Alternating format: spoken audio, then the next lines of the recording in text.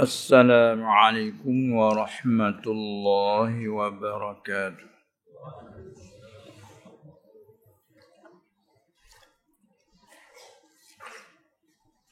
Bismillahirrahmanirrahim. Alhamdulillahi rabbil alamin. والعاقبة للمتقين ولا عدوان إلا على الظالمين والصلاة والسلام على أشرف الأنبياء والمرسلين سيدنا ومولانا محمد المبعوث رحمة للعالمين وعلى آله وأصحابه أجمعين والتابعين لهم بإحسان إلى يوم الدين.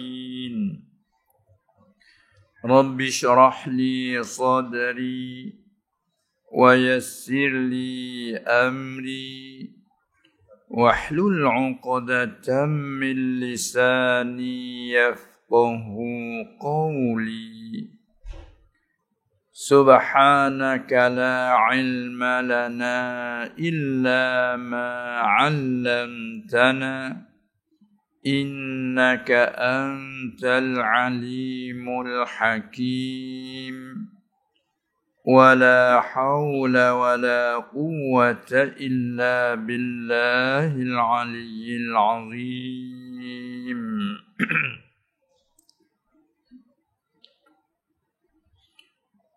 Kata Asy-Syaikhul Muallif Ibrahimul Bajuri rahimahullahu ta'ala wa nafa'ana bi'ulumih. Dan wajib pada hak mereka itu, hak segala Rasul alaihimus salatu wassalamu, wajib oleh amanah. Dan kita maklum apabila ibarat wajib pada ataupun wajib bagi, itu adalah wajib akli. Dan wajib pada hak mereka itu dengan makna wajib pada akal bagi zat mereka itu, bagi diri mereka itu. Segala orang jadi Rasul tu, apabila ia berdakwa mengaku diri aku adalah Rasul Allah, ataupun dengan diceritakan bahawa ia adalah Rasul Allah, mesti tak dapat tidak pada akal oleh amanah. Oleh bersifat dengan sifat amanah. Maka apabila zat bersifat dengan amanah, tubik nama gelarannya Al-Amin. Sebab itulah gelaran Nabi kita sallallahu alaihi wasallam, walaupun belum ia dilantik jadi Nabi, belum dibangkitkan jadi Nabi pun, nama gelaran sudah dipanggil Muhammad Al-Amin. Hingga kita ambil nama itu, diletakkan nama kita Muhammad Amin, Muhammad Amin. Muhammad dia panggil alamiah, nama yang diletakkan bagi dirinya Muhammad, campur dengan gelaran laqab Al-Amin yang bersifat amanah. Kemudian amanah apabila dilantik dia jadi Nabi dan Rasul, wajib akal. Dengan makna tak terima tidak sama sekali amanah. Lain dengan kita umat, amanah itu adalah wajib syarak. Yang mana mesti di atas kita mesti amanah. Kalau tidak haram. Itu nasbah umat. Itu dia panggil wajib pada syarak tetapi harus pada akal. Itu nasbah umat. Adapun bagi orang jadi rasul wajib pada akal, kebetulan juga pada syarak wajib atas mereka itu. Kalau mereka tak beramanah, dosa lebih berat lagi daripada kita umat. Ini secara kebetulan wajib syarak umum. Sama ada atas orang jadi rasul dan umatnya. Ada pewajib akal khas dengan orang jadi rasul. Ma la yutasawwaru fil aqli adamuhu. Apa amanah? Artinya kepercayaan. Kepercayaan. Sebenarnya tulisan dari segi kalimah tu dia tak ada ha. Kepercayaan. Ataupun dengan kata lain amanah juga panggil setia. Ataupun makna satu lagi makna lazimnya tiada belot. Dengan bahasa kampung kalau orang petani panggil apa? Orang yang amanah ni orang yang hatinya betul. Orang petani panggil juga tu orang betul tu. Orang betul tu apa betul hatinya tu morak. Tu klik pada amanah tu. Lepas tu ada lagi satu orang petani panggil berjuru. Lepas tu dia panggil makna lazim dia. Berjuru sungut jumlah daripada afaf. Afif. Ada doa kata Allahumma inni as'alukal huda wat-tuqa wal afafa wal ghina. Afaf itu baik nafsu. Tu orang petani panggil berjuru. Maka dia dua tu berlaziman. Bila orang berjuru, orang petani kata, bila orang beramanah, lazim oleh berjuru. Dia tak ada amanah, tak berjuru. Tak ada sifat afif, iffah tak ada. Kalau perempuan afifah, perempuannya baik nafsunya, orang petani panggil berjuru. Kalau lelaki afif, itu sifatnya iffah, afaf. Dalam hadis dia ajar, so kita minta Allahumma inni as'alukal huda wat-tuqa wal afafa wal ghina. Tu kita mohon minta ke Allah, minta Allah menjadikan kita ni sifat afaf, sifat baik nafsu. Berjuru. Ini amanah kepercayaan. Hati betul ataupun betul hati. Ya bila orang hati ni betul ataupun betul hati, dia bercakap pun betul. Sebab dia amanahnya besar. Dia cerita apa-apa pun betul. Sebab tu ulama bicara pada mengaji bab sidik yang telah kita lalui. Sidik arti benar, dia dua kait. Benar pada mengaku diri jadi rasul. Yang kedua, benar pada segala hukum. Pada menyampaikan segala hukum. Dua. Adapun benar pada cerita harian, aku dah makan, aku pergi ke situ, ke sini. Itu benar je. Hak tu masuk di dalam amanah. Mari di sini. Amanah arti kepercayaan ataupun setia. Ataupun tiada belot hati ataupun betul hati atau amanah. Kalau Arab setengah ditafsir dengan al-amanah ayil ismah. Daripada asama ya'simu. Ismatan arti apa? Terpelihara ataupun dipeliharakan, dikawalkan, dijagakan. Itu asal lurah. Maka munasabah orang-orang rasul ni orang yang dikawal oleh Allah. Sebab itu mereka tak jatuh di dalam neraka. Orang di dalam kawalan. Dan makna amanah itu ataupun makna kepercayaan itu terpelihara segala zahir anggota mereka itu dan segala batin hati mereka itu, dua-dua sekali. Zahir anggota kaki, tangan, mata, telinga, lidah dipelihara oleh Allah. Juga batin hati mereka pun dipelihara oleh Allah. Tu makna amanah. Pelihara dari apa? Ada kait dia panggil muta'alliq. Terpelihara daripada. Ibarat kata ta'alluq. Terpelihara daripada.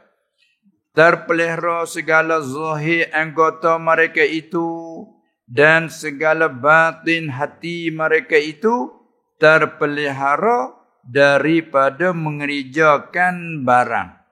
Maksud barang yakni larangan. Terpelihara daripada mengerjakan barang ni larangan yang dilarangkan, yakni yang telah larangkan oleh Allah. Larang daripadanya. Daripadanya takluk pada larang. Barang yang dilarang, kalau Arab ke, dia panggil kata amma nuhiya anhu. Allah peliharakan mereka itu zahirnya, batinnya, pelihara daripada mengerjakan barang larangan yang dilarang, yang telah larangkan oleh Allah darinya. Itu dia Allah Ta'ala jaga. Munasabahlah kerana orang panggil orang yang akan latih jadi Nabi, walaupun umur 40, usia dia 40 baru dilatih jadi Nabi. Tapi Allah Ta'ala jaga dari lahir lagi.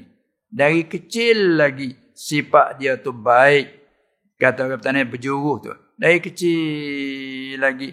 Walaupun bakit di zaman jahiliyah. Walaupun bakit di zaman kelam kabut pun dia tu bagus.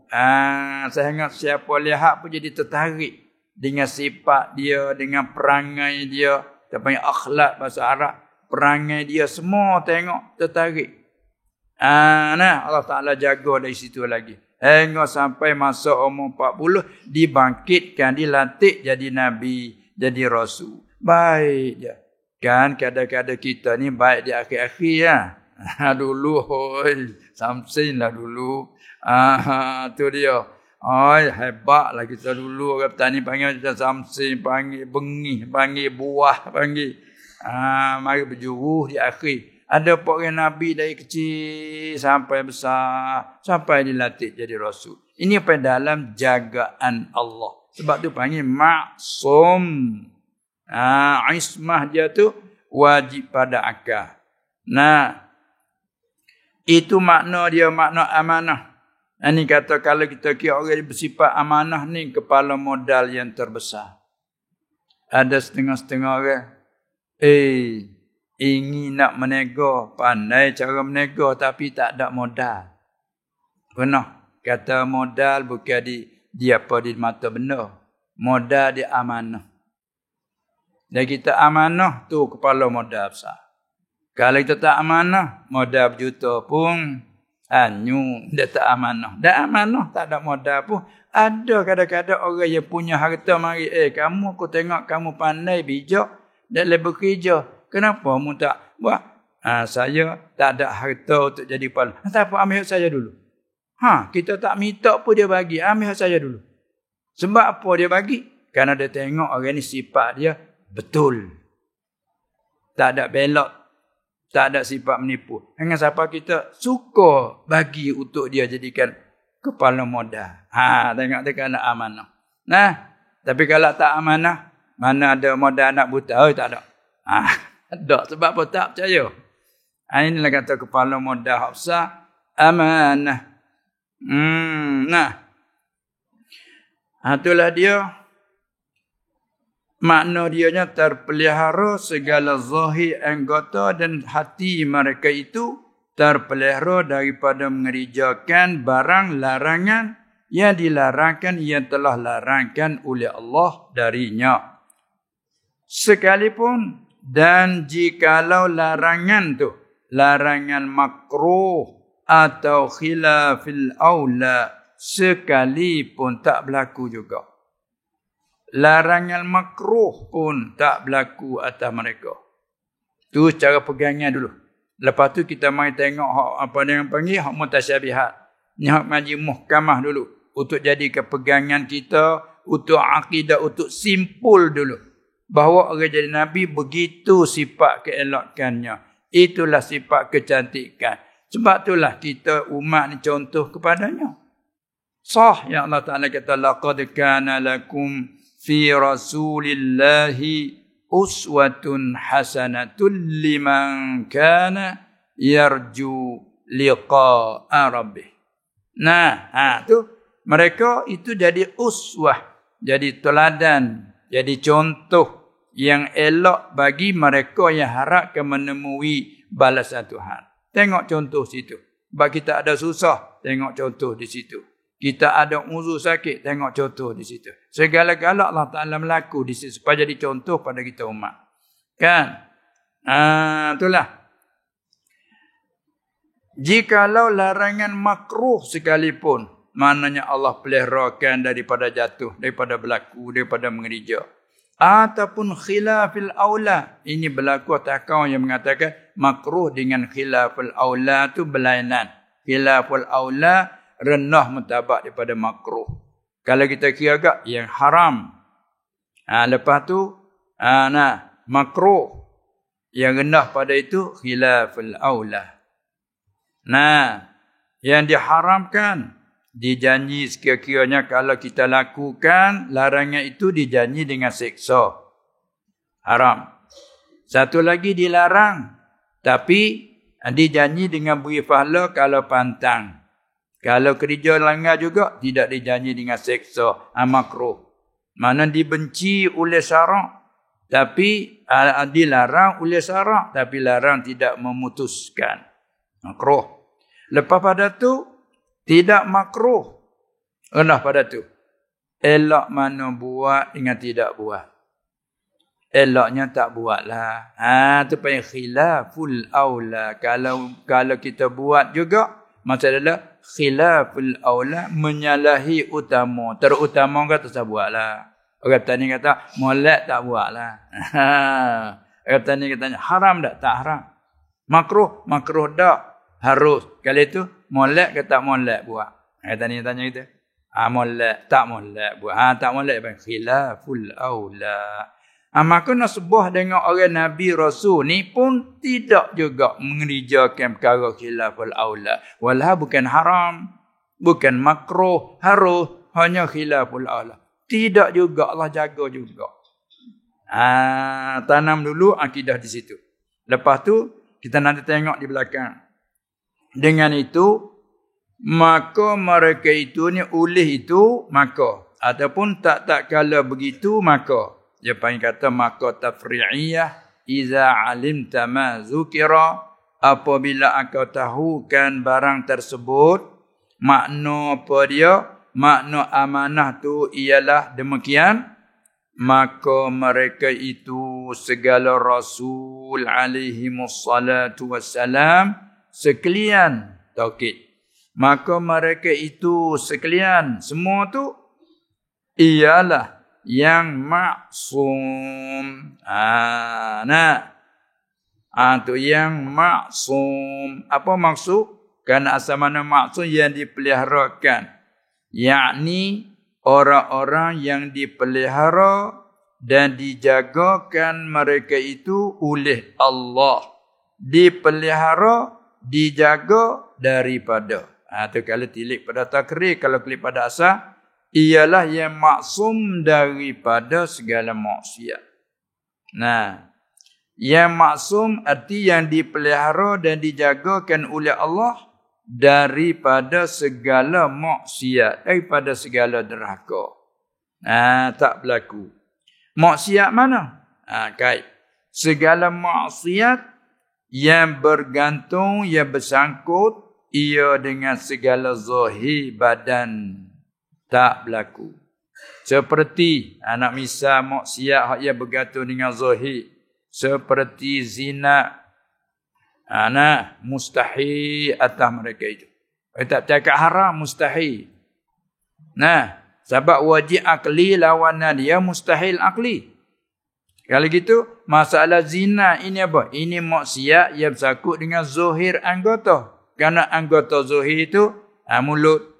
Nah, apa dia tu? Mata, telinga, maksudnya lidah, perut, kaki, tangan dan faraq. Bila sebut faraq melengkapi zakat. Amal kita panggil anggota zuhir. Nah, nasbah dengan orang jadi Nabi Rasul mustahil pada akal. Sebab lawannya dia wajib. Amanah itu wajib pada akal. Makna amanah itu dipelihara dari tersebut. Kalau begitu, orang jadi Rasul ni dipelihara daripada segala maksiat yang bergantung dengan anggota zuhir. Seperti apa maksiat bergantung dengan anggota zuhir? Seperti zina. Jangan kata bukan kata haram atas mereka itu. Tu panggil wajib syara'. Ni mustahil atas mereka itu zina. Sebab lawannya wajib akli panggil. Nah, dengan mana tak terima pada akal. Sehingga kalau dikatakan orang jadi rasul tu harus juga berzina, kufur. Harus pada akal. Kufur. Adapun kalau umat harus. Sebab tu orang tanya, setengah riwayat tanya Syed Junaid Al-Baghdadi. Orang tanya, para wali-wali Allah, adakah mereka jatuh zina? Dia tunduk sekejap. Lepas tu dia, wa kana amrullahi qadaran maqdura. Dia jawab dengan ayat gitu. Adalah pekerjaan Allah itu qadar yang ditakdirkan. Arti nak jawab macam mana? Orang mutabak wali wala baik setara mana maksum pada lurah saja. Bukan maksum pada syarak. Mana Allah Ta'ala jaga mereka tak jatuh maksiat. Tapi di samping jaga tu pun tidak mustahil atas mereka itu berlaku maksiat. Itu berbeza. Maksum orang awliya selain pada Nabi, ismah dia tu jaizatun fil akli saja. Adapun ismah orang jadi Nabi ni wajibatun aklan. Nah, maksiat terhadap mereka itu dia panggil mustahilatun. Itu beza. Sebab itulah kalau kita kata orang jadi Nabi harus juga berzina, kufur. Orang lain pada Nabi harus berlaku maksiat walaupun dosa besar seperti zina. Itu tak apa. Tapi Allah jaga tak berlaku. Itu dia. Seperti zina, ini misal maksiat yang bergantung dengan zahir badan. Dan minum arak, itu nasbah Rasul mustahil. Dan yang lain, dia sebut dua saja. Dan yang lain daripada demikian itu lain daripada zina dan minum arak. Apa lagi lain daripada itu? Bayan. Daripada segala larangan yang zahir. Masuk sendirilah. Bercakap bohong. Mengumpat, maki, mencela. Semata-mata itu. Pendek kata hukum haram pada syarak. Mustahil atas Rasul tu melakukan cerita perkara itu. Lagi pula dan yang maksum, ibarat dan yang maksumnya atas balik pada yang maksum yang pertama tadi. Ibarat balik pada awal, maka mereka itu segala rasul sekalian ialah yang maksum atas itu. Bila sambung, ialah yang maksum yang dipelihara, dikawal, dijaga daripada segala maksiat derhaka yang bergantung ia dengan batin hati. Pun juga mustahil atas mereka itu. Ada itu. Dia kata haram atas mereka itu. Itu umum. Umat begitu. Mustahil atas mereka itu. Seperti apa maksiat yang bergantung dengan batin hati? Bayan. Daripada dengki. Terjemah daripada hasad. Hasad. Kita panggil dengki. Ada kala kita sebut dua sekali. Hasad dengki. Campur begitu. Hasad dengki. Lepas tu dia panggil Bukit Jabal. Bukit Jabal Gubih. Bukit Melayu, Jabal Arab campur. Bukit Jabal Gubih. Ni pun hasad dengki. Hasad hak Arab, dengki Melayu. Campur dua. Hasad dengki. Nah. Ambil satu, dengki. Apa makna dengki? Makna dengki kalau Arab, tamanni zawali ni'matil ghair. Cinta. Cinta ni main di hati kan? Walaupun mulut tak kata apa, perbuatan zuhir tak ada buat apa-apa. Hati ni cinta hati. Cita bukan cinta kan? Cita tamanni. Cita ni oleh hati seorang akan apa? Hilang nikmat orang lain. Masalah seorang itu dia ada punya kekayaan. Seorang itu mempunyai jawatan. Kita cita supaya nak jatuhkan dia tu. Cita supaya hilang kekayaan dia tu. Cita supaya hilang kelebihan dia tu. Hanta ke cita, tak ada zuhir apa. Lidah tak ada kata apa. Kadang-kadang sama lidah. Assalamualaikum. Ya lidah tu molek. Temukan Assalamualaikum. Waalaikumsalam. Masya Allah. Jabat salam. Peluk memeluk. Hati tu. Cita nak hilang kelebihan dia. Sama ada cita nak hilang tu mau kepadanya. Ataupun tak ada mau. Semata-mata jatuh ya. Hak ni lebih besar lagi pada cita mau. Cita. Makna takrif dengki tu. Cita hilangkan nikmat daripada yang lain. Tamanni zawali ni'matil ghair. Cita hilangkan nikmat orang lain. Patut apa sebab boleh cita nak hilang? Terkadang dia cita nak jatuh ke lain, dia mahu padanya. Satu tekanan. Ada satu lagi, cita nak hilang nikmat. Mau kepada kamu. Tidak, asal jatuh sudah. Tu lebih berat lagi pada yang pertama. Janganlah kuliah, tu makna dengki. Ada satu lagi panggil dengki juga. Dengki dengan makna cintakan umpama barang nikmat yang ada pada orang lain. Dalam Arab panggil dengki juga. La hasada illa snatan. Dalam hadis sebut. Kalau terjemah betul-betul, tidak ada dengki. Tak boleh nak dengki. Malaikat dua perkara, dengki boleh.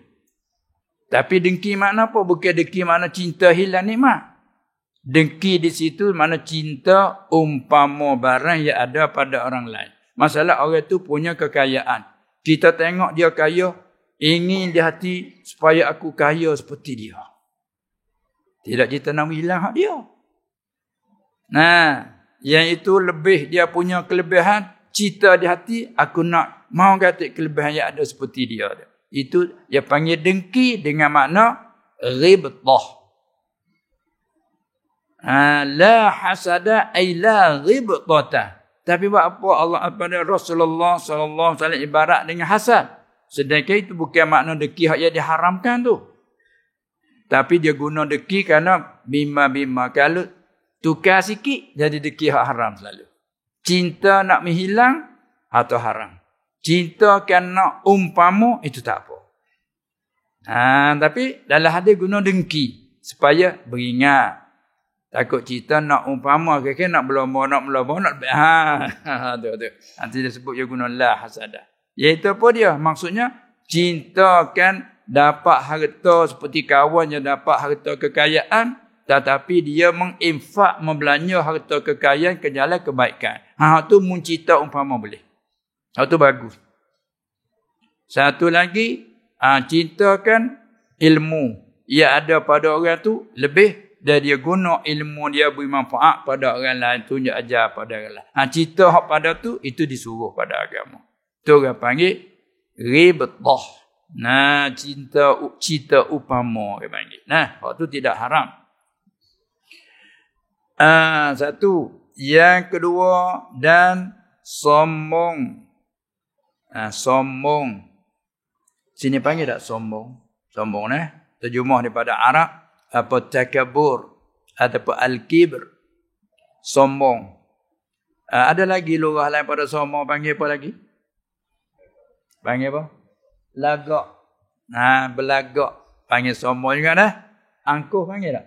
Panggil juga. Jadi banyak lagi. Dia panggil lafaz-lafaz yang apa dia tu mutaradifan, dia panggil. Lafaz berlainan tapi makna yang sama. Dia panggil mutaradif. Seperti kita misal contoh, orang sini panggil parang, kita orang petani panggil bajak. Kan? Orang Kedah ni panggil parang tak? Kita orang petani panggil bajak. Kalau terdengar kelimah lain kan. Lafaz lain, bajak, ini parang. Tapi makna, yang parang ialah bajak, yang bajak ialah parang. Dia panggil lafaz mutaradif namanya. Begitu juga angkuh panggil, belagak panggil, sombong panggil. Tapi kalau orang petani bertukar sikit betul belagak tu, kalau pergi ke petani tak panggil belagak, sebab belagak petani tak faham. Bertengok. Dia panggil, tengok tu kan. Petani panggil itu. Nanti dia panggil, tengok dia tu. Tengok dia tu. Apa bertengok? Kena terjemah belagak.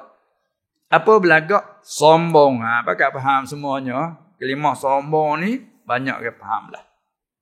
Apa makna sombong? Jadi ada sakut dengan hadis seketika Nabi SAW dia kata la yadkhulul jannata man kana fi qalbihi mithqalu dzarratin min kibrin. Allah, sahabat terkejut. Sahabat silap faham. Tak dapat masuk syurga orang yang ada dalam hatinya sekadar berat mithqal zarrah, biji sawi. Apa biji sawi? Apa dia? Biji sayur. Sayur tu lah. Biji sawi. Tu kecil-kecil sangat kan. Ada kadang-kadang ibu yang ada apa dia? Ketikkan kayu-kayu tu. Kecil-kecil tu. Macam biji tembakau mana? Tak kira-kira. Tu panggil biji sawi, kita Jawi panggil. Misqalu zarratin. Man kana fi qalbihi misqalu zarratin. Tak dapat masuk syurga orang yang ada dalam hatinya berat biji sawi. Timbang kalau timbang, Allah berat biji sawi ni kinayah daripada sikit sangat. Maksudnya gitu dah. Ada apa tu? Min kibrin, daripada sombong. Tak boleh masuk syurga orang yang ada dalam hati sekadar berat biji sawi daripada kesombongan. Lalu seorang daripada sahabat kata, ya Rasulullah. Dia kata, inna nuhibbu yuhibbu ayyakuna na'luhu. Dia kata, inna rajula yuhibbu ayyakuna thawbuhu hasanan wa na'luhu hasanatan. Masa kita kata, ya Rasulullah, seorang kita suka pakai pakaian yang elok-elok, yang cantik-cantik. Suka pakai kasut-kasut yang elok-elok, cantik-cantik, harga yang mahal. Sini panggil mahal ke mahal? Mahal. Mahal. Ada. Bahasa surat mahal. Ada itu mahal. Tapi luar Kedah ni dia ada serang sikit. Mahal. Gitu. Kita suka sangat kan? Baju pakaian baru, pakaian yang elok, yang cantik, kasut. Umumnya pakaian kita suka baik kenderaan. Ya Rasulullah, kau macam tak boleh masuk syurga, berat. Dia silap faham. Lalu Rasulullah SAW menjawab, bukan seperti faham kamu. Bukan sombong tu di pakaian yang elok. Pakaian buruk pun sombong. Sombong di hati, bukan di pakaian. Lalu nyata kata nak, innallaha thayyibun. Ada riwayat, innallaha jamil yuhibbul jamal. Sesungguh Allah berkenan, Allah kasih akan keelokan. Allah kasih akan keelokan. Allah tu yang maha elok, yakni Allah yang maha suci. Bila Allah tu yang elok, maha suci, berkenan kasih, ia akan keelokkan, akan kesucian. Itu memakai baju baru, pakaian baru, pakaian elok, Allah berkenan. Apa maksud sombong, kibir tadi? Hak kata tak boleh masuk syurga. Lalu dia menyatakan, al-kibru batarul haq wa ghamtun nas. Satu sebut ghamtun nas wa batarul haq. Sombong-sombong itu ialah memperkecil, memandang rendah kepada orang lain. Ada katanya panggil memperlekehkan. Sini panggil tak? Lekeh itu. Panggil juga.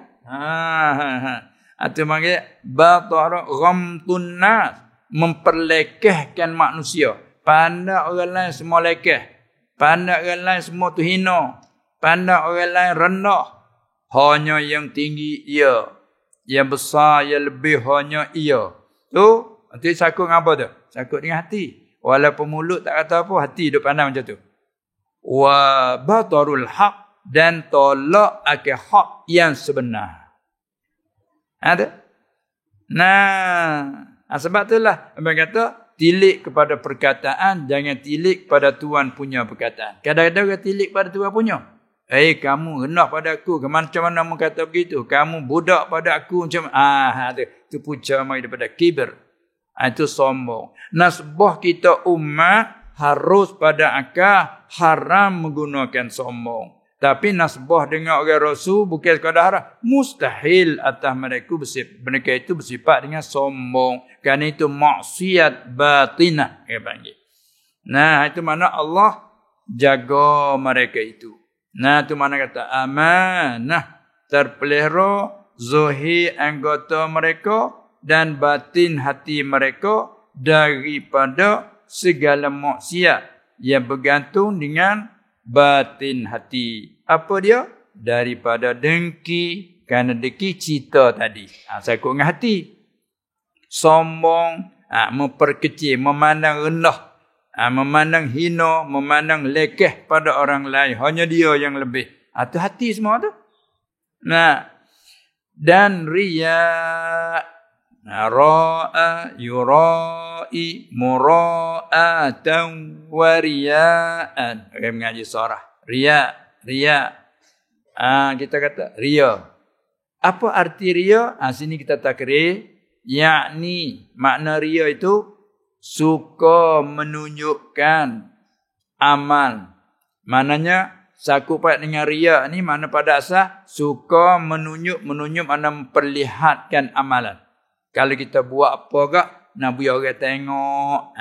Sekadar tu tak apa lagi. Suka menunjukkan amal kebaikan, memperlihatkan amal kebaikan kepada orang lain. Sekat tu tak apa lagi, tak salah lagi. Tepat salahnya, hatinya. Apa tujuannya boleh menunjukkan? Memperlihatkan amalan kebaikan tu, apa tujuan? Supaya dipujinya. Situ. Itu hati dah tu.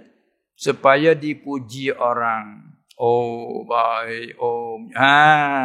Tu. Tepat salah situ. Nanti kata sakut dengan hati. Mafhumnya. Mafhumnya. Kalau suka menunjukkan, memperlihatkan amal kebaikan kepada orang lain. Tapi supaya diikutinya. Tak apa itu. Itu disuruh. Nabi SAW sengaja dia semayat tahmibah. Nah, semayat tahmibah sahabat tengok semua. Dia tunjuk. Bila nak rokok, nak sujud dia turun. Sujud bawah. Lepas tu, dekat yang kedua, naik tahmibah. Lagi pula dia nak ajar kata gerak geri di dalam sembahyang jika kita pandai jaga, selamat daripada batal. Bukan gerak tu batal, tengok. Naik mimbar, turun mimbar ni, kalau kita tak berani tu, batal sembahyang. Kita main batal semacam. Batal dia ada cara dia.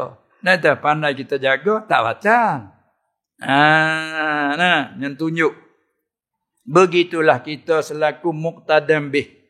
Kita ni orang atasan. Maksudnya dari segi pangkat, dari segi jawatan, kita ni orang yang barisan depan. Itu contoh kata kita lah, barisan depan. Jadi contoh bagi masyarakat, bila kita buat sesuatu, masyarakat suka sangat ikut. Sebab kalau kita tunjuk perkara yang tak baik pun, masyarakat berani ikut. Dia kata, jangan haram. No. Dia tunjuk gitu. Haram. No. Yang lebih pada ni jangan buat. Orang ikut. Tapi mudah juga ikut balik tu. Tapi balik ni payah ikut. Tengok yang ni buat kebajikan. Sekejap dia tunjuk supaya orang lain tu galakkan dalam beramal. Orang panggil litarghib. Menggalakkan orang lain.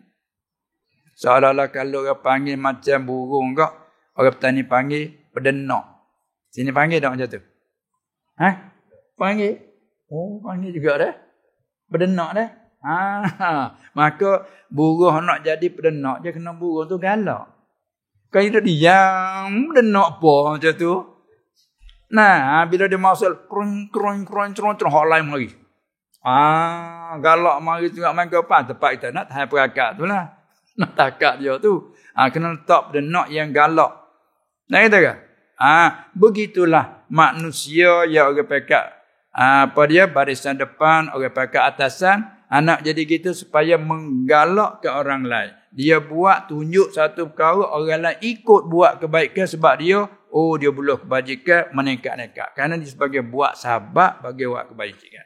Panggil dia tak? Ya, segi lurah panggil dia. Tapi berbeza betul supaya tunjuk memperlihat supaya apa? Supaya orang ikut buat kebaikan. Ada yang tu buat aku. Nah. Dia ni mengorbankan jiwa dia, mengorbankan harta dia. Orang lain pun lalu dah. Itu dia panggil riya. Tapi supaya diikuti. Itu maksudnya dipuji. Hak cara ni hak dikeji. Itu ilahnya supaya dipuji orang. Tujuan orang puji, nak kena macam tu. Itulah yang dimaksudkan bila itlaq riya. Tu dia. Maka kita dah bercara apa ini? Ini semua maksiat yang sakut dengan batin hati. Nasbah dengan orang jadi rasul yang panggil hak mereka itu mustahil atas mereka itu kita tak terima pada akal bahawa orang jadi rasul itu tidak amanah. Hanya wajib pada akal mereka itu beramanah. Baik. Dan bermula. Tak sampai lagi. Supaya dipujinya. Yakni suka menunjukkan ataupun memperlihatkan amal kebaikan kepada orang lain supaya dipujinya. Habis itu. Dan yang lain ni at-takhlid pada dengki. Apa dia maksiat yang bergantung dengan batin hati? Daripada dengki dan sombong dan riya dan yang lain. Dia kata atas balik situ. Dan yang lain sebut 3 saja, dengki, sombong, riya. Dan yang lain daripada ya demikian itu, demikian dengki, sombong, riya. Apa lagi lain? Bayan pada kata yang lain. Daripada segala larangan hati. Seperti apa kita masuk situ? Masuk dalam seperti itunya, ujub. Berbangga-bangga dengan diri. Orang petani panggil perasan. Sini panggil tak perasan? Panggil juga? Masya-Allah. Tak apalah pasal sama kita mudah faham lah. Kalau tak sama kena tanya. Kadang-kadang kita pun apa dia kata. Kalau tak faham tanyalah apa dia kata. Abang tu dah tanya semua tu. Zaman di sapi duduk mengajar, dia dah belajar. Bukan mengajar, tak belajar, dia belajar ni. Tanya ini panggil apa? Ini macam, supaya apa? Nak witasawur rupa baru hukum tu kita faham. Sesat lurah, sesat masalahnya. Ni faham dulu bahasa. Jadi panggil juga perasan. Perasan. Yalah jah kata ni macam Kelantan lah. Perasan. Kata ni macam itu. Tu apa yang ujub. I'jabul mar'i binafsihi, i'jabul mar'i bira'yihi. Kadang-kadang perasan dengan pendapatnya. Saya pendapat begini. Yang tak heran orang lain perasan dengan pendapat. Ini masalah ujub. Atau maksiat batin. Dan di antara lagi sum'ah. Dekat dengan riya. Riya tadi sakut dengan memperlihatkan supaya dipuji. Sum'ah ni memperdengarkan. Beza situ lah. Kita berikan suara yang merdu, yang alunan yang merdu supaya dipuji orang. Situ sum'ah. Ada pun kita melahirkan, kita baca Quran dengan suara yang merdu, tapi supaya apa? Kerana nak amalkan dengan hadis kata, hiasilah kamu akan Quran itu dengan suara yang merdu. Maknanya hadis menggalakkan supaya kita baca Quran dengan suara yang merdu. Merdu ni apa dia? Sini panggil merdu tak? Merdu. Tapi kalau huraiannya apa? Merdu asal dari mana? Merdu ni. Sedap dengar. Merdu. Nak tahu apa tu merdu? Merindukan. Suara merdu. Suara yang lembut merdu. Apa merdu? Suara yang lembut yang merindukan orang dengar. Itu dah. Mari situ asal. Bila orang dengar, oi rindu. Ni suara yang merdu. Apa merdu? Yang merindukan orang dengar. Itu dah. Kalau tak sedap, orang tak rindu. Kadang-kadang nak buat itu. Itu dah. Tak sah kena rindu. Orang yang merindu bila pak dengan suara, oi, hak malas-malas semaya bangun. Oi, jatuh azan. Kalau hak lain malah aku. Itu ke. Ni panggil suara yang merdu, yang merindukan orang yang mendengar. Ni satu kelebihan Allah Taala bagi kepada seorang itu, suara yang merdu, yang merdu. Tiba-tiba dia menggunakan alunan suara dia tu dengan bagai-bagai gaya. Tujuan apa? Nak menarik pada kebaikan. Itu kebajikan besar. Bacalah kamu, hiaslah kamu akan Quran dengan suara yang merdu. Mana menggalakkan kita baca Quran tu dengan gaya pandai-pandai lah. Tapi jaga hati. Jaga hati. Kalau tidak takut nak jatuh ke sum'ah. Itulah. Baik. Itu maksud dari kata yang lain daripada itu. Habis. Kemudian orang panggil mubtada semula. Dan bermula yang dikehendaki dengan larangan itu. Tadi. Kembali pada awal. Katanya makna amanah terpelihara segala zuhir anggota dan batin. Terpelihara daripada mengerjakan barang yang dilarang. Arti barang tu larangan. Mari menyata semula. Dan bermula yang dikehendaki. Wal muradu bil manhi anhu. Dan bermula yang dikehendaki dengan larangan itu ialah barang larangan yang dilarangkan daripadanya, daripada barang. Dan jikalau jikalau adalah ia barang yang dilarangkan tu pada rupanya sekalipun. Barang larangan tu pada rupanya sekalipun. Arti apa? Mustahil atas orang-orang jadi rasul itu. Ataupun dipeliharakan orang rasul daripada jatuh dan berlakunya. Sekalipun dilarang pada rupa. Jadi khandaki kerana kata larangan tu. Apa lagi pula larangan hakiki. Larangan pada rupa pun tak jatuh. Muskil lah kita. Duduk dulu. Duduk dalam muskil. Dia kau jawab akan datang tu.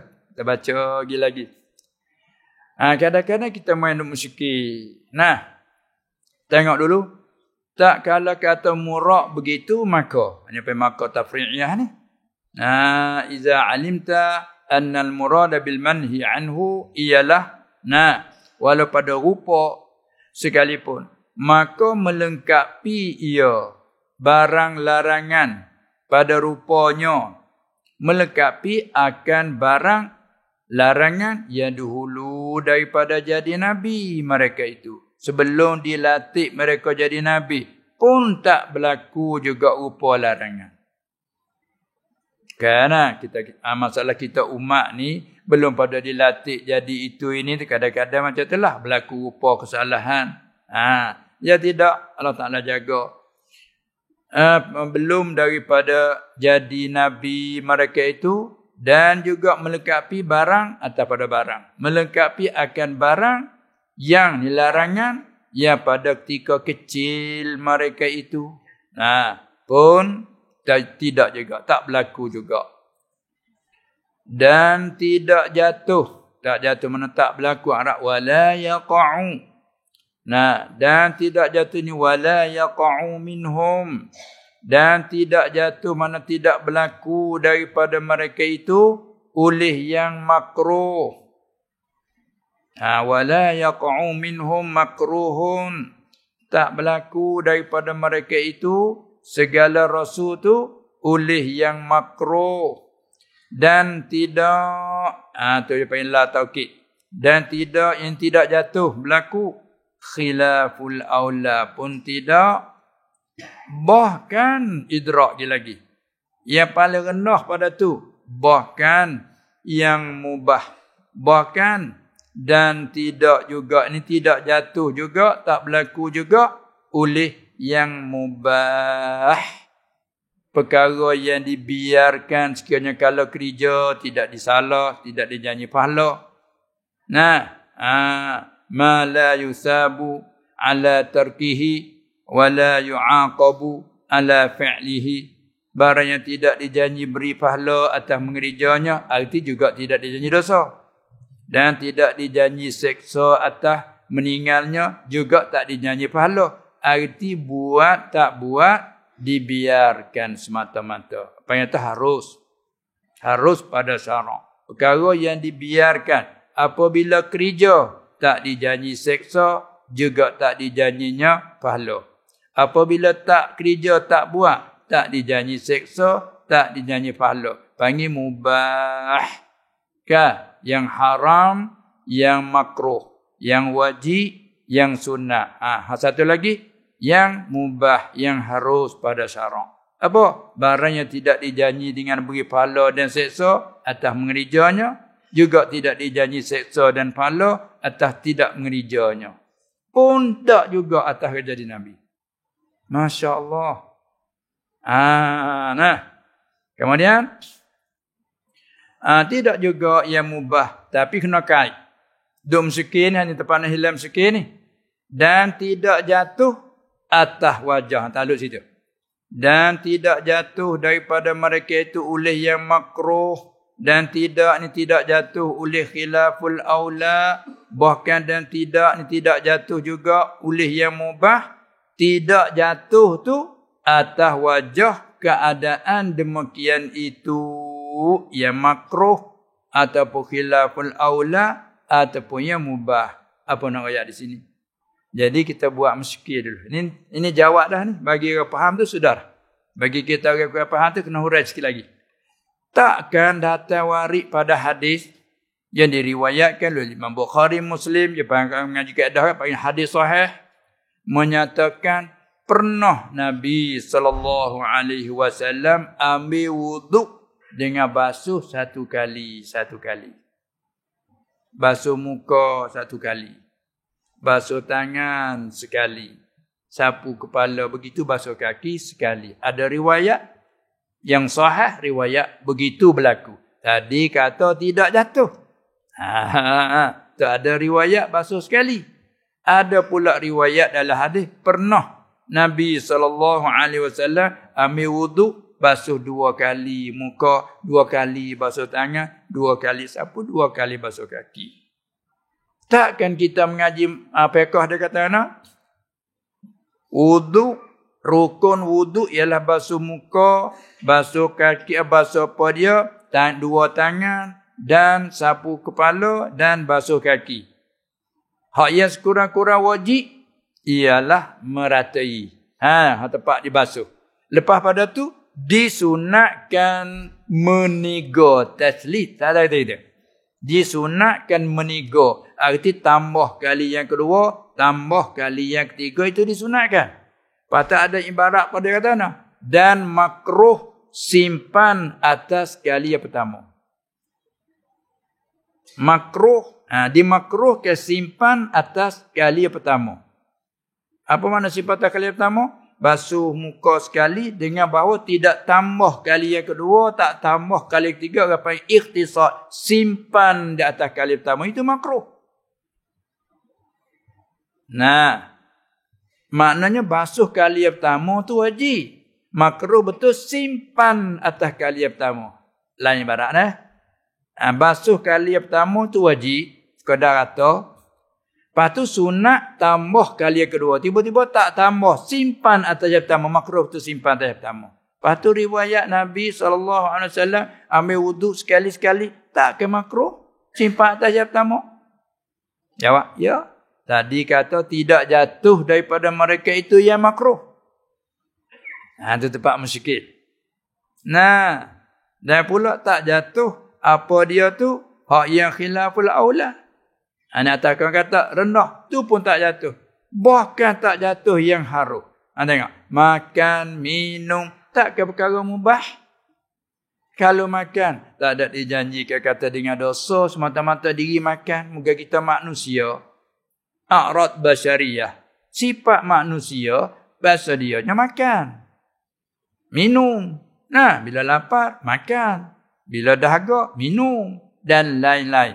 Jadi, semata-mata diri makan, jangan tilik pada yang lain. Putus tilik, Arab itu kita panggil. Biqata'in nazar. Kita juga kata, putus tilik daripada suruh hasyarah. Diri makan, diri minum, diri tidur, berjalan ke sana sini. Semua tu mubah. Tak ke orang Rasul makan minum? Kata dalam akidah, dengan amanah dia tu Allah Ta'ala pelera daripada jatuh daripada yaharah tu ijma' ulama. Manakala makruh ada pada rupa sekalipun tak jatuh. Tadi ambil wuduk simpan atas satu kali takkan makruh. Simpan atas dua kali, tak menambah kali yang ketiga, takkan makruh. Yang makruh, apa tu dia buat sekali? Jawab dia, hak kata makruh tidak berlaku atas wajah keadaannya tu yang makruh. Situ tempat sulit sikit. Perkara tu perkara makruh atas wajah keadaannya makruh. Itu tak berlaku dari Rasul. Adapun hak berlaku di Rasul macam tu, tengok lagi. Dan apabila, tambah lagi. Dan apabila jatuh dan berlaku, tu atas tafsir. Dan apabila jatuh dan berlaku oleh rupa demikian itu, rupa yang makruh, khilaful aula, rupa yang mubah, atau demikian itu. Apabila jatuh berlaku oleh rupa demikian itu, demikian yang makruh, khilaful aula dan yang mubah. Jatuh daripada mereka itu, berlaku dari mereka itu segala Rasul alaihi wassalatu wassalam. Apabila berlaku, jawab apabila, maka iaitu berlaku atau jatuh berlaku rupa demikian tu kerana mengajarkan syariat. Dia panggil litashri'. Dia ambil wuduk sengaja, dia simpan atas satu kali. Apa tu? Dia nak mengajar kata hak tambah yang kedua, tambah yang ketiga itu sunat. Arti ambil wuduk sekali pun sah. Jadi kalau dia tak pernah riwayat, tak ada riwayat dia tak pernah ambil wuduk simpan atas satu atau dua, tiga muwazabah. Nanti dia kata wajib meniga. Lalu tu dia nak ajar kata menduai ini tambah kali yang kedua. Meniga tambah kali yang ketiga. Itu sunat saja. Hak yang mesti yang tak dapat tidaknya satu kali saja basuh muka satu kali. Itu hak murad dengan iza qumtum ila shalah fawsilu wujuhakum. Dalam ayat perintah suruh basuh muka. Maka Nabi SAW bila ambil wuduk selalu basuh tiga. Nanti diseka kata wajib meniga. Tak memadai basuh satu kali. Maka dia nak tunjuk pada umat yang ambil satu kali. Nak menyatakan hak yang wajib satu kali je. Hak tambah yang kedua itu sunnah. Dia satu kali dia ambil dua kali. Mana nak menyatakan kata yang meniga tu pun, yang ketiga tu pun sunnah. Maka orang panggil perbuatan dia rupa tu nampak seperti makruh. Tapi bukan atas wajah makruh. Atas wajah mengajar syariat. Tu. Ala wajhi tasyri' dia panggil. Maka hak tu tak ada maksud dalam kata makruh. Bukan khilaful aula. Dan ada pula riwayat pernah dia minum air sambil berdiri. Kita mengaji kata makruh minum sambil berdiri kecuali uzur. Kata kalau tidak uzur ke minum sambil berdiri itu makruh. Kalau tidak pun khilaful aula. Tiba-tiba ada riwayat pernah dia minum air zam-zam sambil berdiri. Orang tengok, dia minum berdiri. Dia nak mengajar kata tak ada haram minum berdiri. Tu. Apa yang litashri'. Maka perbuatan dia tu duk berkeliling antara wajib dengan sunnah. Tu apa itu perbuatan Rasul setiap saat tak lepas pada wajib sunnah, wajib sunnah. Tu bagi jawab situ.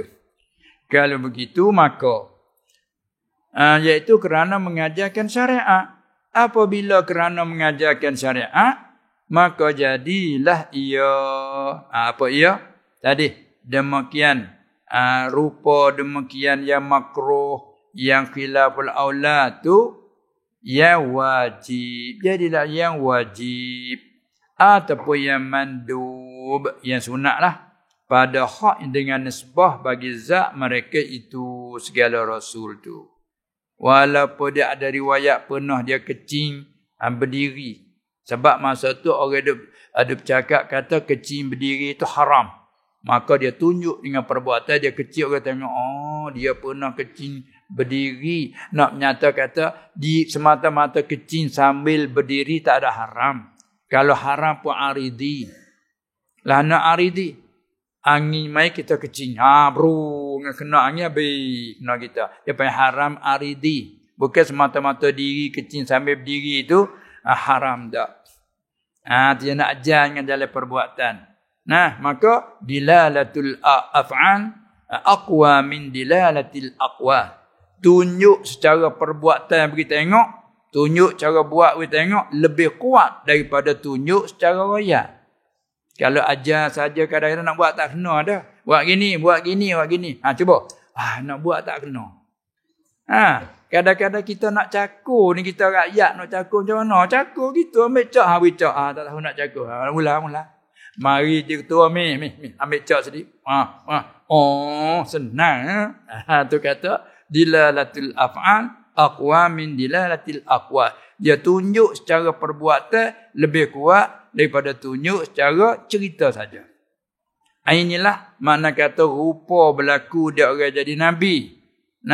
Rupa makruh, rupa berlaku dia orang jadi nabi buat sebenar bukan yang makruh pada hakikat, bukan yang mubah pada hakikat. Hanya perbuatan dia tu tak sunyi daripada wajib dengan mandub sunat. Makruh tak ada.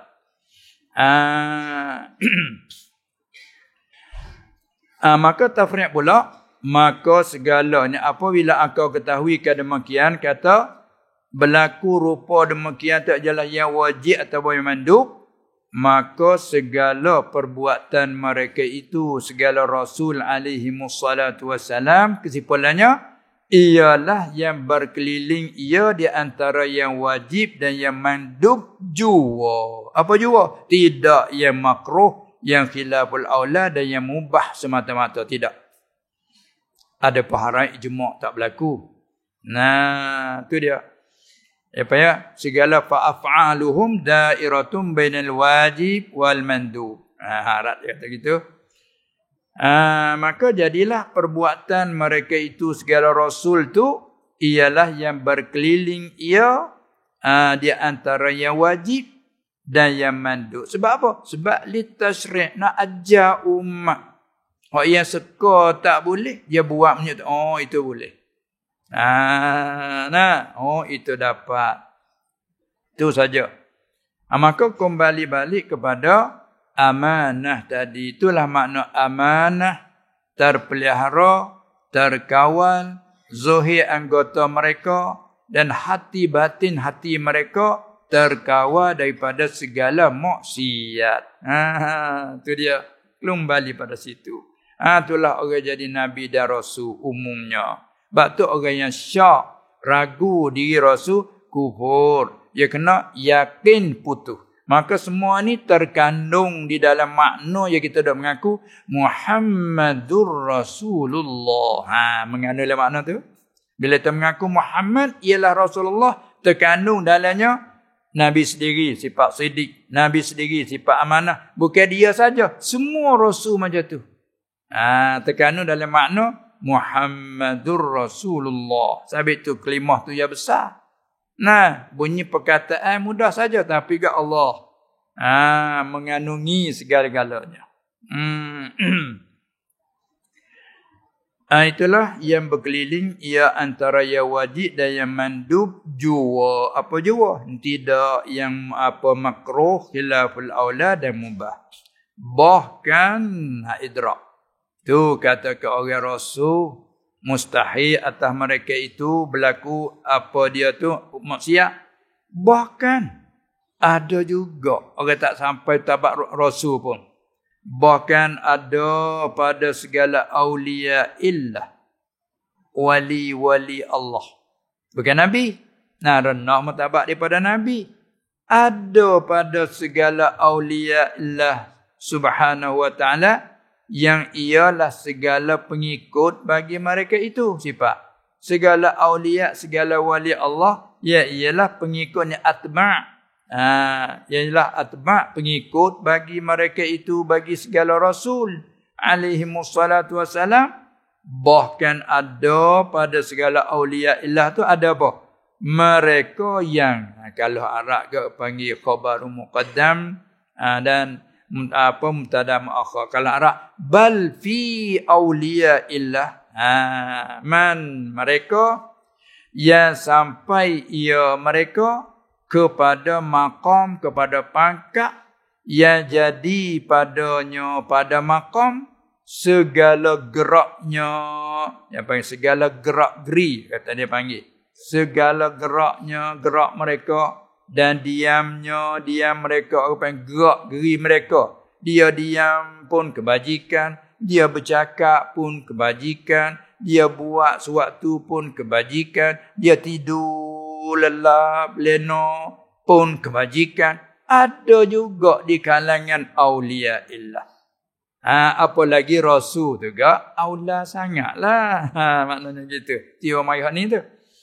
Di mana kata bahkan ada pada segala awliya illah yang ialah sedangkan ialah apa dia segala awliya tu segala pengikut bagi mereka itu, pengikut bagi rasul.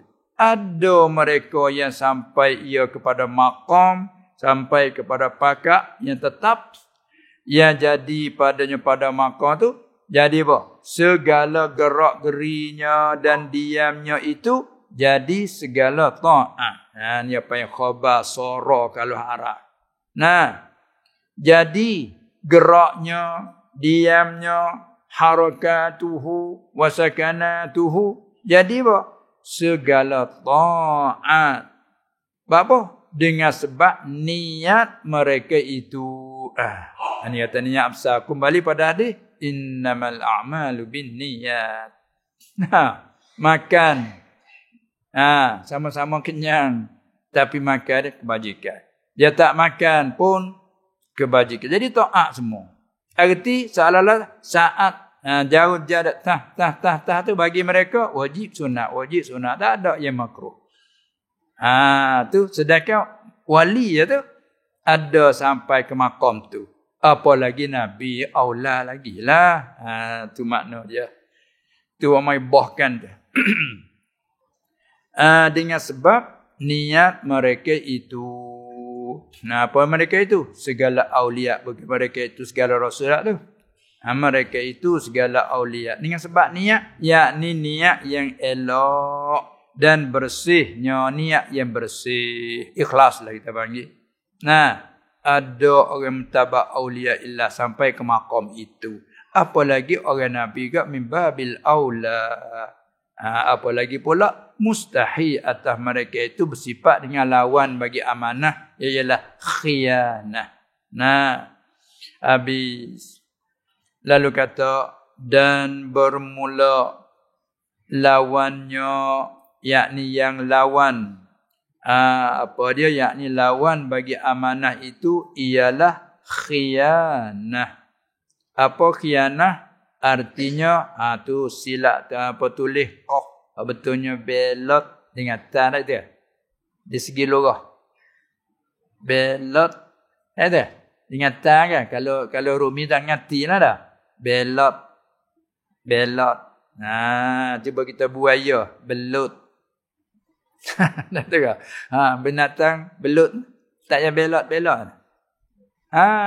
Binatang belut. Binatang belot. Belut.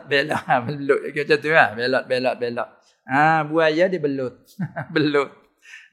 Tu daripada belot. Maka lawanannya amanah. Lawanan khianah. Khianah. Bila kita wakaf dengan ta, khianat. Jadi Melayu orang petani khianat. Khianat. Nah. Apa khianat? Luah terjemahnya iaitu belot. Nah, belot hati. Tadi betul hati. Nah, ini belot hati. Belot tu kita tukar qaf jadi ta. Belot hati. Atau satu lagi orang petani panggil sini panggil dak macam ni. Ataupun baca apa tu? Putera baca. Atau karut. Sini cakap tak? Oh, cakap juga. Tak apa juga. Nah, belot hati ataupun karut. Patut orang petani kadang tukar ra kere. Karut. Karut budak tu, karut. Nah, dia ada satu tanaman pohon yang dia pasal dak karut tanaman dah. Orang petani pohon karut. Ada di sini. Kalau tak anak durian, anak rambutan, anak-anak kayu, maka ada suatu bagian rupuk dia berkarut. Panggil apa? Orang petani panggil rupuk karut. Pohon karut. Balut. Ya dah tu. Dia pasal dia karut tu dia belok. Kalau tak belok, tak karut kan? Nah, tu pohon balut dah. Dia karut. Habis tu panggil, bila manusia di hati belok, dia karut. Tu, orang karut ni orang hati belok. Pokok pun juga pasal dia duk karut dia belok, dia pergi belok. Cuba dia naik betul dia karut ke tak? Nah. Tanah pokok ni betul, pakat ada petawah betul gitu. Ada petani betul, pakat bubuk tinggi gitu lah. Tapi kalau ada satu pokok, dia balut. Dengan siapa yang lain jadi geting, rusak, nak tak boleh. Kena kita kerak dia tu. Dia orang petani panggil pohon karut. Dia belak dia karut. Itulah makna kata ini sakut paut dengan hati. Lawanan amanah betul hati. Lawanan khianah arti belot hati ataupun karut. Karut. Daripada karut tu timbul lagi selagi kacau. Ya tak? Kacau. Kacau ni apa pula?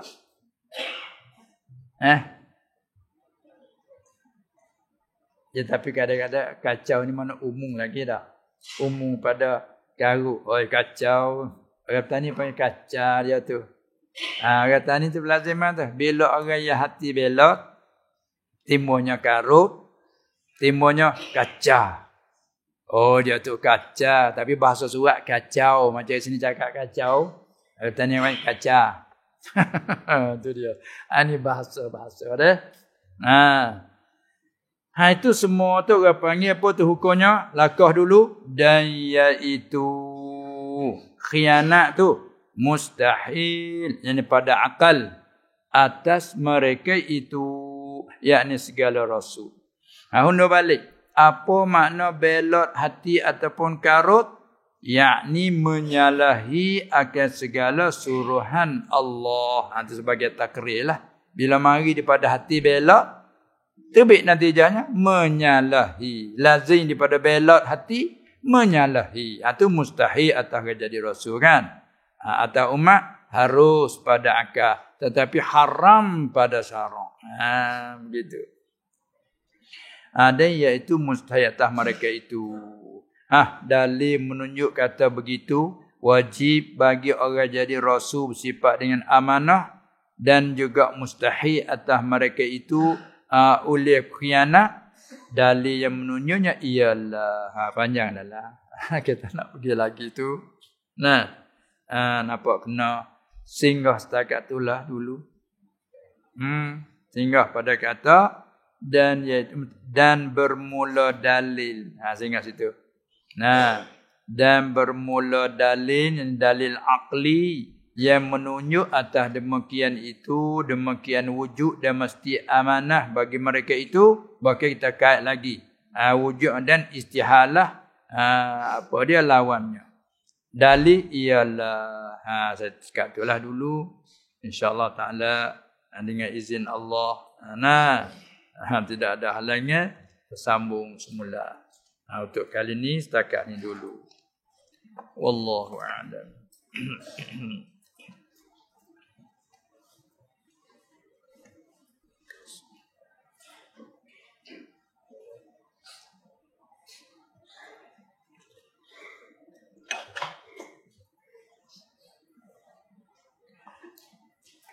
Boleh kita untuk memenuhi masa boleh 15 minit lagi.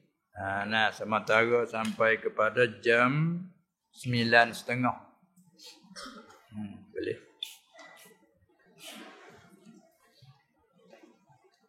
Ada?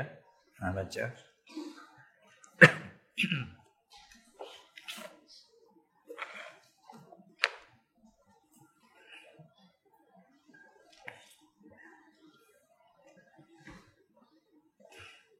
Sila. Ibu saya gadai barang emasnya bernilai RM6.000. Tetapi sekarang ibu telah meninggal dunia. Jika saya ambil kembali guna duit saya, adakah perlu faraid pada saudara-saudara saya yang lain? Nanti apa yang kata tak jelas sikit dalam soalan tadi. Nanti sekali lagi dah. Tengok malah ibarat. Ibu saya, apa kata sana ni? Jangan tutup lagi. Kerana keliru sikit tu ibarat. Ibu saya gadai barang. Gadai tak dengar di situ. Ya.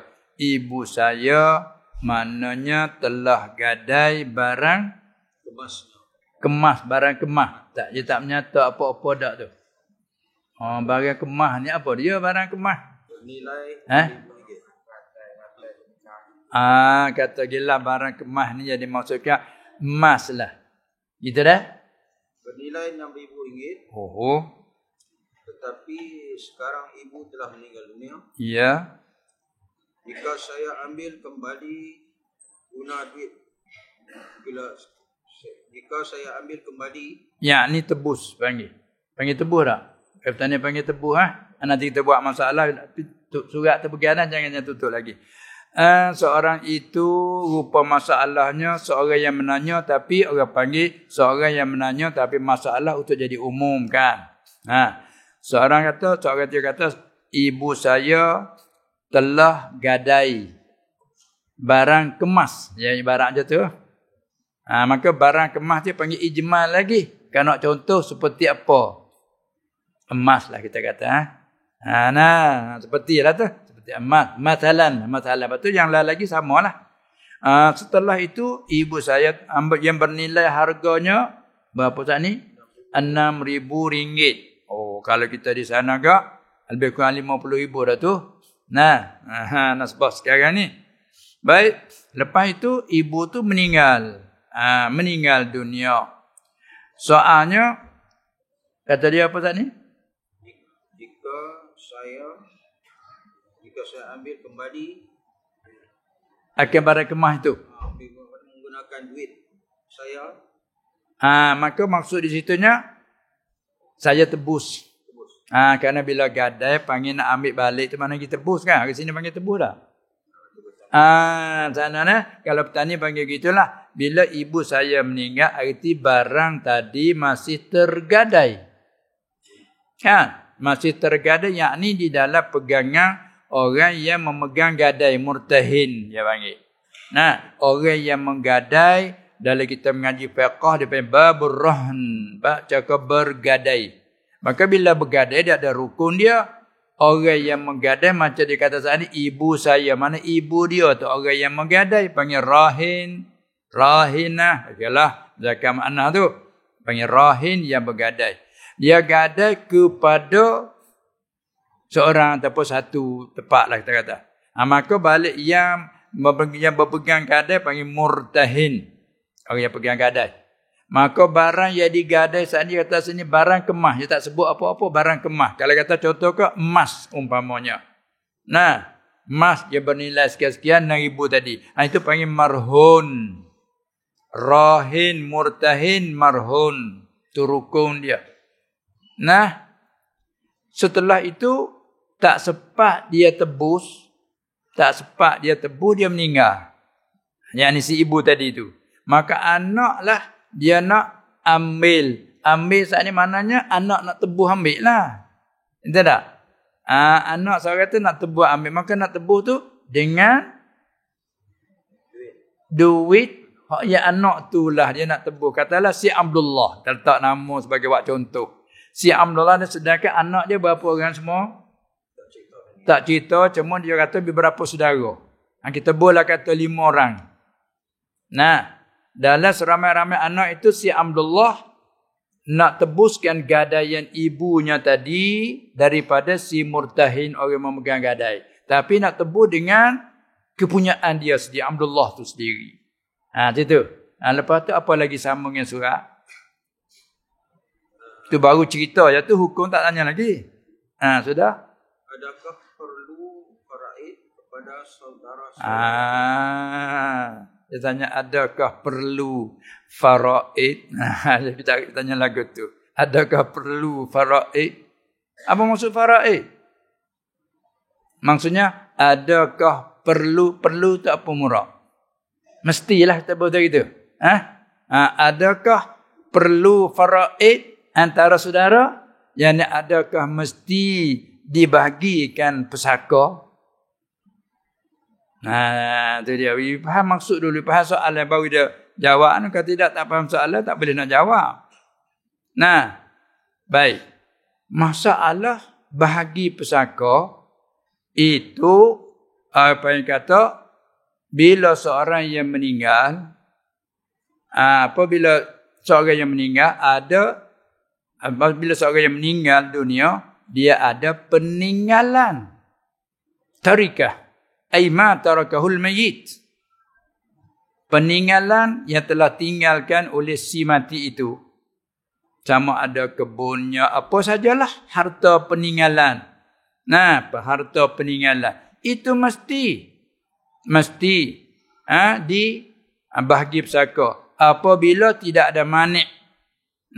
Dengan bahawa ada sebab bagi dia panggil asbabul irsi qarabat.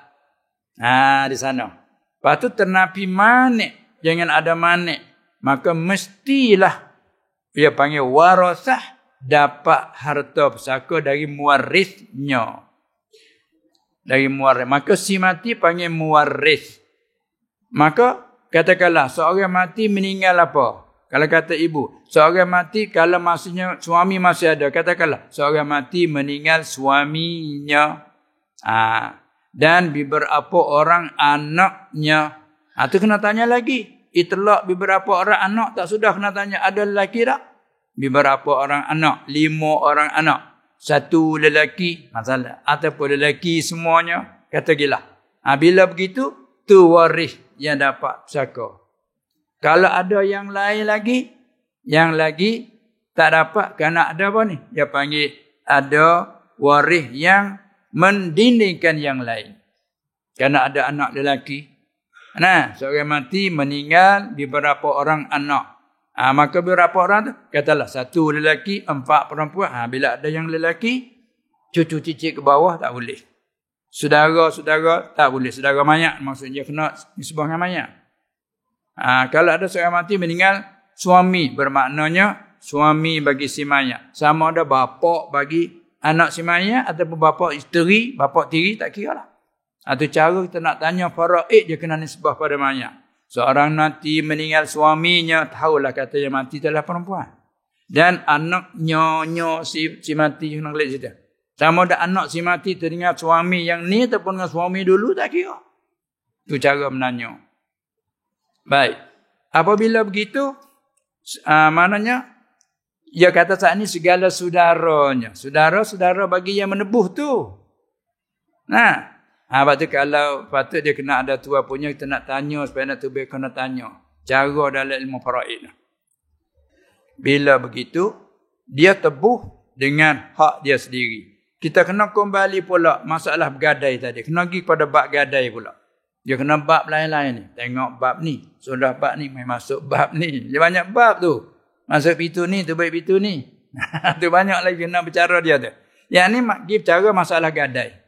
Yang gadai tadi, kalau betul-betul gadai begitu, dia panggil tidak sah. Kerana gadai-gadai ini, dia panggil, dia menjadikan harta sebagai wasiqah, cagaran bagi hutang. Dia nak gadai selalu itu tidak sah. ia kena bina di atas hutang. Bila nak kata bergadai, ia kena lebih dulunya berhutang. Faham tak? Maknanya kita berhutang dulu duit si Anung tu. 6,000 ataupun 5,000 kita berhutang. Bila kita berhutang, terkadang berhutang semata-mata dengan tidak ada gadaian. Terkadang kita berhutang, di samping berhutang, ada kan gadaian. Lalu tu kena dua akad. Akad berhutang dulu tu babul qardi. Gadai, babul rahni. Sakut dengan mati, babul irsi. Oh, banyak bab tu. Nah, kita bicara sini dulu. Kalau ibu dia tu bergadai barang kemah, bina di atas dia berhutang. Nah, maka apabila dia tu berhutang, ini sebagai menjadikan gadaian, maka itu tidak hilang daripada milik. Lepas tu cara berhutang, cara gadai pula. Kena tanya pula, adakah secara akad hebah ke? Ya ada kadang dia helah. Kalau akad hebah, keluar daripada makna berhutang. Keluar daripada gadai. Pergi kepada bab hebah. Bila hebah, dia hilang milik. Tu kena bercara situ dulu. Sebab tu kalau tuan punya sedih, dia kena tanya satu. Nah, kita buat masalah saja. Fardulah katanya, ibu ini kita kata gadai seperti mengikut asal hukum. Nah, kita nak gadai, kita kena berhutang dulu. Dia nak beri. Aku beri berhutang kamu. Aqradtuka. Aku beri berhutang kamu duit sebanyak RM6,000. Kita iqtaradtu. Aku berhutang lah. Tu bab berhutang. Dia pun serah duit. Bila dia serah duit, kita pun qada ambil. Sah dan harus bagi kita orang berhutang tasarruf gunakan duit 6,000 itu nak belanja, nak beli dan sebagainya. Cuba kalau kita ambil dengan tidak lagu tu, tak sah kita nak jual beli kerana bukan milik kita. Tapi oleh kerana beri secara berhutang, maka sah kita guna duit tu nak jual, nak beli apa. Di samping kita berhutang dari awal kita cakap, aku nak berhutang duit kamu bukan semata-mata aku nak gadai. Nak gadai apa? Emas masalah. Kita pun akad berhutang sudah. Sudah tu kali yang kedua, aku gadaikan emasku ini di atas hutangmu yang ada atasku. Orang kata, aku pegang gadai. Irtahantu, dia kata. Aku pegang gadaian. Sudah kita ikbatkan mah. Maka dia pun ambil. Ambil tu bukan pindah milik pada tuan mah kepada yang memegang gadai. Tak jadi milik dia. Tetap milik orang yang bergadai. Nah, hingga-hingga ini rupa cagaran bagi hutang. Janji lama mana tipunya 1-2 tahun katakan. Tepat berkira bercara bila sampai masa dia panggil dainun halun. Rupa dia hutang yang dah sampai masa. Bila sampai masa 2 tahun, berhak bagi tuan hutang tu mutalabah, tuntut. Cari macam mana? Yang kamu hutang 2 tahun dah sampai masa. Macam mana? Mesti balik orang yang berhutang bayar hutang. Katakanlah bayar hutang. Kalau ada sampai masa, sama dia tutup ataupun kita pergi bayar. Selesai. Barang tu ambil balik. Panggil tebus. Apa makna tebus? Kita bayar hutang, lepas tu barang gadaian kita ambil balik. Yang bukan hak dia. Hanya dia pegang saja. Sebab tu dia nak guna tak boleh. Malaikat ada maslahat baginya. Pegang gadai kuda tu maslahat dia baca kena naik. Nunggang. Itu kan. Kalau tidak jadi kurus. Mutu patut juga. Tak setak tak apa. Dia tu rusak naik. Tapi naik sebagai atas maslahat bagi dia. Dia kata, mana je. Dapat pegang gadai. Itu haram. Boleh macam tu. Tu dia. Tu kena faham situ dulu. Selesai.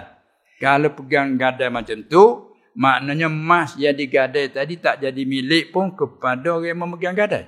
Hanya milik bagi yang ni lah. Si Aminah lah kita misal kata mengikut dia kata ibu tadi. Si Aminah milik dia. Apabila dia mati, semasa dia mati, arti gadaian yang ada pada si yang megang gadai, orang panggil peninggalan bagi si Aminah. Orang panggil peninggalan bagi si Aminah. Bila peninggalan bagi si Aminah, dia panggil apabila mati si mewarith, qahran secara terkerasi harta peninggalan berpindah kepada warasahnya, qahran. Walaupun anak yang derhaka, tak ada jadi manak. Kalau manak tu belanda agama, ikhtilafuddin belanda agama, tak boleh manak daripada pesaka. La yarisul muslimun kafira wal kafirul muslimah. Itu panggil manak. Ni tak anak yang Islam Muslim ada hak pesaka.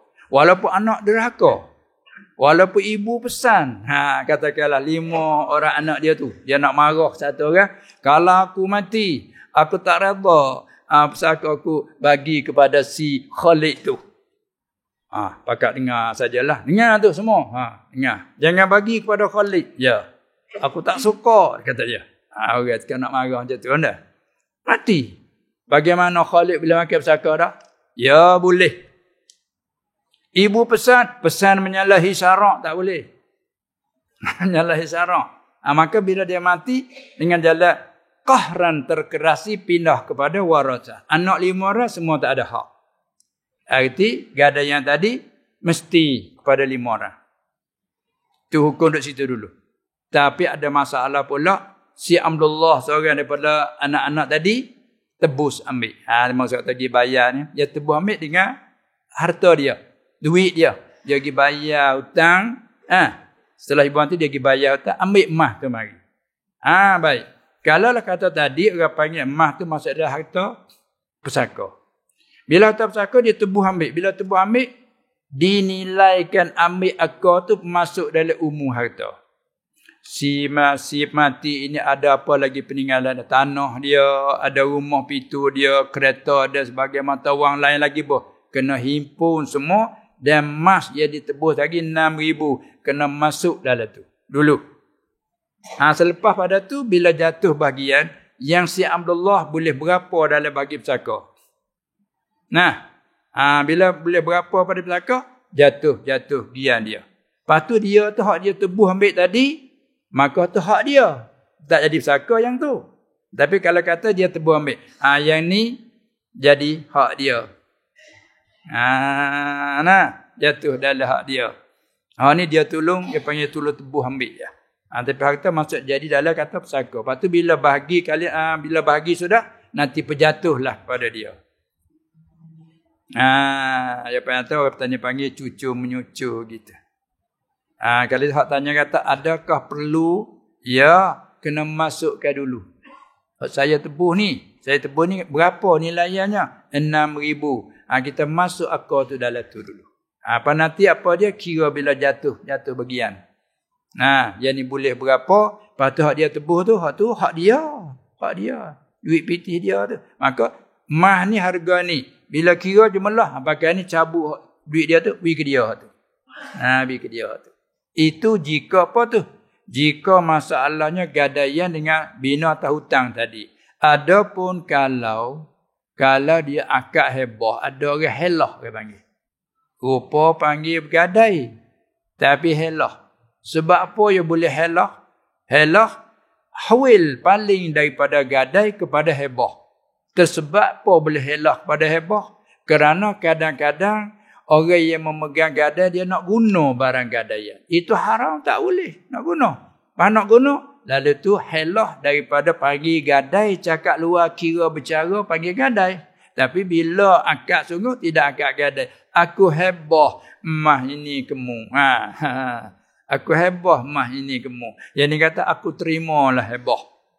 Sudah tu ikbatkan. Kawan ni terima ambil qabat. Bila tu pindah daripada milik yang ni kepada yang nu. Lepas tu bukan bab gadai lah. Panggil kata gadai sebenarnya hebah lah. Tapi hebah pun kalau kawan tu tak mau bagi balik pun tak apa. Mungkin dia hebah. Ni hebah duit kepada yang ni. Aku hebah duit kamu 6,000. Ni aku hebah mah kamu. Maka selesai. Bila qabat ikbat, duit jadi milik orang yang panggil kata pegang tadi. Dan emas jadi milik bagi orang yang pegang gadai. Sebabnya akad hebah. Maka dalam keadaan begitu, kalau si yang memegang hebah tadi, dia tak mau bagi dah, tak sedar pasal dia hebah aku dah. Boleh, ada masalah. Tetapi ada sedikit lagi perjanjian. Janji kata nak, bila kau ada duit nak tebus ni. Tok Gopal kata, duk panggil gada gitu. Tu saja. Pendek kata bila berlaku macam ni, kena halus silah je, kena masuk beberapa bab tu. Bukan satu bab saja. Nah, itulah. Jadi kalau katalah masuk dalam gadaian tadi, artinya milik tak hilang. Bila mati, hak tu jadi kapsaka. Tapi ada si Abdullah ni kita tebuh ambil. Bila tebuh ambil, masuk ke dulu akal mu tebuh berapa? 6,000. Ambil 6,000 tu masuk dalam jumlah harta lain. Supaya nak jatuh bahagian Abdullah dapat berapa, dia dapat apa dalam ilmu faraid. Asabah ke. Jadi adalah dalam pengajian tu. Kalau ada bapa boleh apa dia sudus. Yang baki lagi boleh asabah tu. Lepas tu jatuh boleh akal sekian. Bila sekian, 6,000 hak dia tadi tak ada apa-apa. Kira cucu masalah tu. Sebab 6,000 tu duit dia. Bukan hak si mati. Itulah. Baik. Masa kita tu cukup. Betul lah masalah pun satu je. Masya Allah. Sekadar itulah dulu untuk kali ni pada malam sebagai malam yang menamat. Untuk kali ni dan insya-Allah lah semoga-moga kita berdoa Allah melanjutkan umur lagi usia kita masing-masing serta afiat. Dapat kita jumpa kembali lagi di masa yang sama dengan izin Allah Subhanahu wa taala. Untuk kali ni cukup dulu malam ni, tapi kita ada satu lagi terakhir menamat pagi esok satu lagi dah. Insya-Allah Subhanahu wa taala. Sekian wabillahi taufiq wal hidayah wan najatu minan nar wal falah. Assalamualaikum warahmatullahi wabarakatuh. Bismillahirrahmanirrahim. Alhamdulillahi rabbil alamin wassalatu wassalam ala sayyidil mursalin وعلى آله وأصحابه أجمعين. اللهم إنك عفو كريم تحب العفو فاعف عنا. اللهم بحرمة الجمعة اغفر لنا ذنوبنا واكشف عنا كربتنا. اللهم إنا نسألك السلامة والعفو والعافية في الدين والدنيا والآخرة والأهل والمال إنك على كل شيء قدير. اللهم بك نستغيث فأصلح لنا شأننا كله ولا تكلنا إلى أنفسنا طرفة عين ولا تنزع منا صالح ما أعطيتنا. ربنا آمنا فاغفر لنا وارحمنا وأنت خير الراحمين. وصلى الله على سيدنا محمد وعلى آله وصحبه أجمعين والحمد لله رب العالمين.